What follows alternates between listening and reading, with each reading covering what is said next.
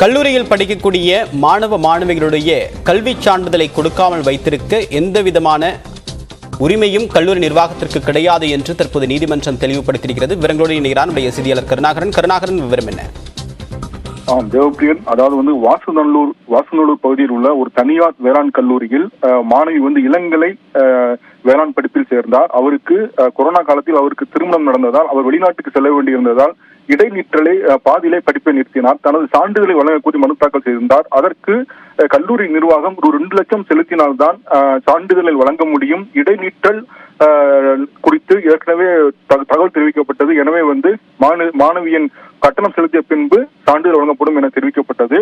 இந்த வழக்கு நீதிபதி கார்த்திகேயன் முன்பு விசாரணைக்கு வந்தது. அப்பொழுது நீதிபதி பிறப்பித்த உத்தரவில் அதாவது கல்லூரியில் படிக்கும் மாணவி சான்றிதழை கொடுக்காமல் இருக்கக்கூடாது. கல்வி இடைநிற்றல் கட்டணம் செலுத்தவில்லை என்பதற்காக மாணவியின் சான்றிதழை கொடுக்காமல் இருப்பது ஏற்புடையதல்ல.